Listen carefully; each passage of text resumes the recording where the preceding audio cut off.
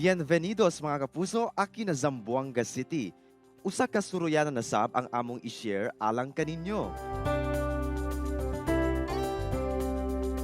Kining lugar, mao ang terminal area kung gusto ka moduaw sa Santa Cruz Island. Makita sab nimo ang panoramic view sa Basilan Province ug ang kanindot ni Haring Araw matag sunset. Kini ang Paseo del Mar.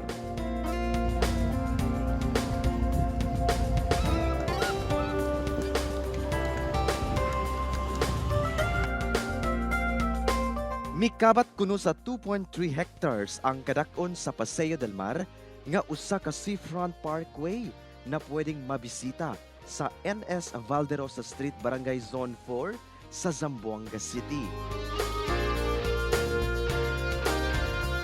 Duol lang gayud kini sa Fort Pilar Shrine.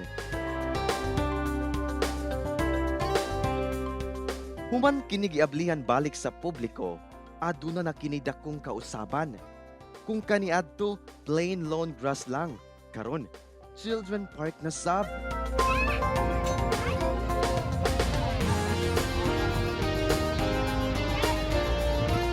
Daghang mga amenities na pwedeng i-enjoy sa mga chikiting.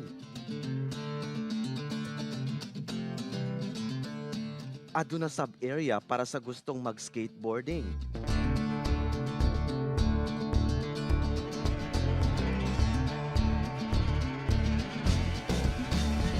Speaking of food, pwede nimong matilawan ang mga naggalain-laing Chabacano cuisines por causa na presensya del mga restaurante o food stalls.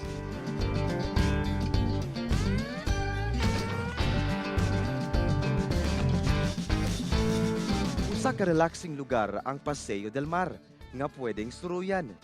Perfect venue for casual jogging, resting, or having fun with your friends and family.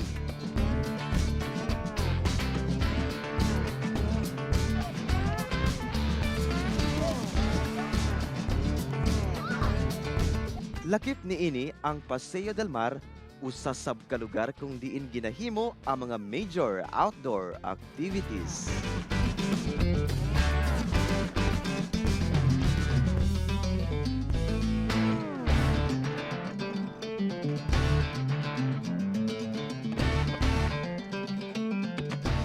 Tutok lagi mga kapuso dito sa At Home with GMA Regional TV for more Surita Stories. Ako si Efren Mamat, ang inyong kapuso.